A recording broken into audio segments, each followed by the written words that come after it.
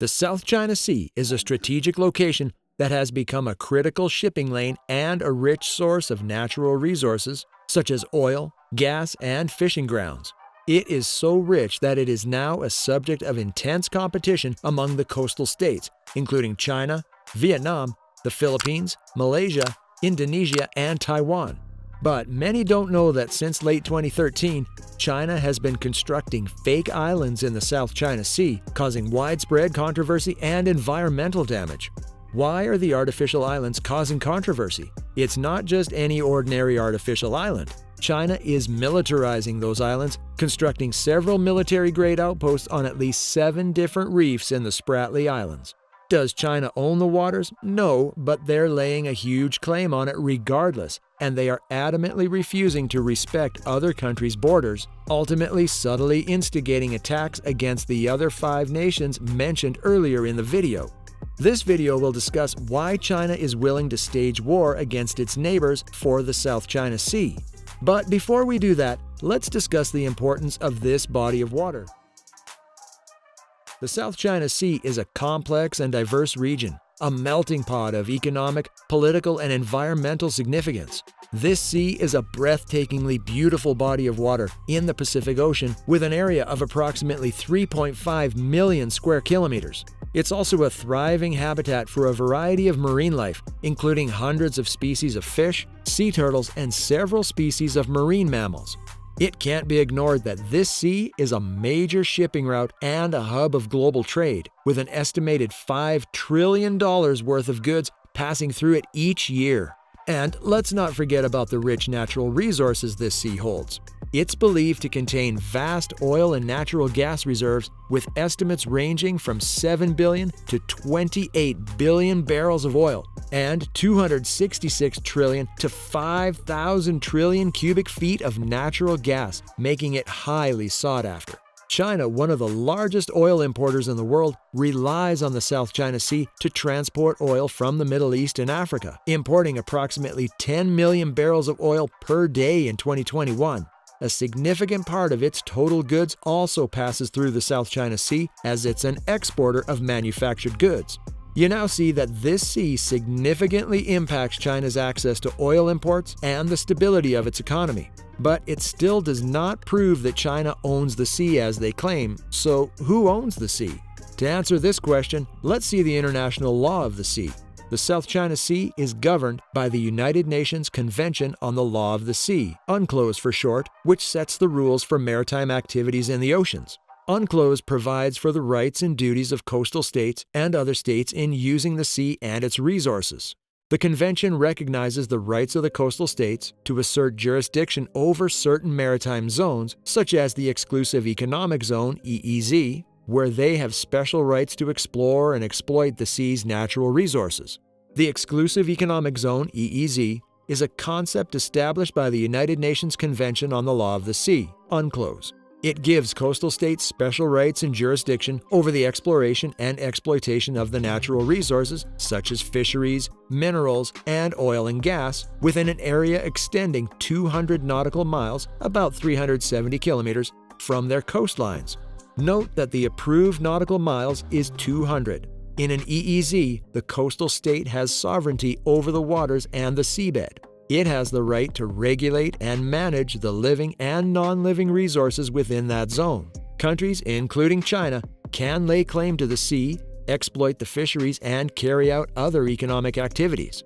The UNCLOS binds all states laying claim to the sea. However, China has taken actions that have been criticized as being inconsistent with UNCLOS, such as building artificial islands in the disputed waters and interfering with the lawful rights of other coastal states to explore and exploit the natural resources in their EEZs. China claims historic rights to the resources within the 9-dash line, including fishing grounds and potential oil and gas reserves. The CCP's main basis is that a Chinese explorer discovered the sea first. The exact area of the South China Sea covered by the 9-dash line is a matter of dispute. Still, it's estimated to encompass approximately 90% of the South China Sea, including areas claimed by other countries such as the Philippines, Vietnam, and Malaysia. Hence, this claim does not hold water. It's not even universally recognized and has been disputed by other countries, with claims in the region and the international community. To further assert their sovereignty, some of these opposition countries took to renaming the region of the waters they claimed within their EEZ.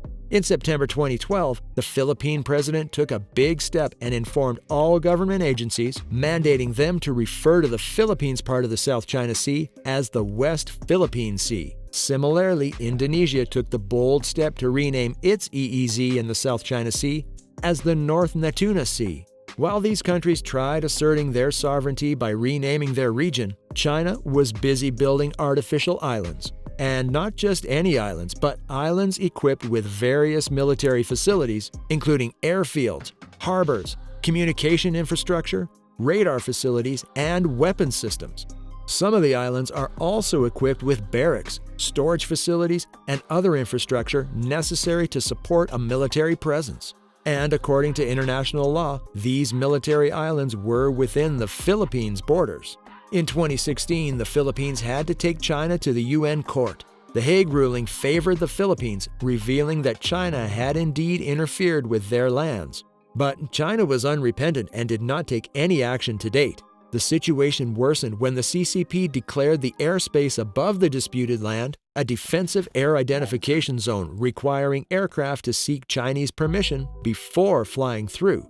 The declaration caused confusion and frustration for the Philippines. Another exciting part of this whole saga is the Spratly Islands. Border countries have been struggling to lay claim over this island, as it's believed its owner will extend their EEZ. Quite a twist, as a 2016 ruling declared this island a mere rock, so countries can't just extend their EEZ. Now, does this apply to China? Of course, but trust them to make an aggressive move. China expected their aggressive actions to receive strong opposition, so they used the cabbage strategy. They surrounded their ships and destroyers around Spratly Island, denying access to rival countries. All these are done with prospects that in the future, they may try to claim the island. Well, that brings us to the question, if China can disobey these international laws, what else are they capable of? Their encroaching of islands forcefully threaten the old U.S. commitment to freedom of the seas. China is also rapidly increasing its military presence at the expense of others, and at the cost of the other 5 neighboring countries with whom the sea borders. This militarization has forced the U.S. and its allies to conduct naval patrols and military exercises in the region, leading to increased tensions and potential for conflict.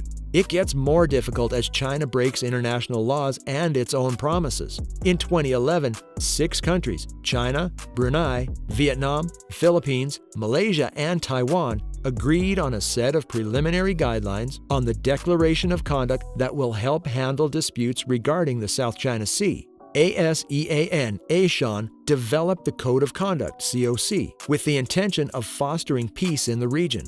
It was expected to be completed in 2021, and all parties involved were expected to abide by its guidelines. One of the key provisions in the COC was that no country was permitted to construct any unoccupied reef.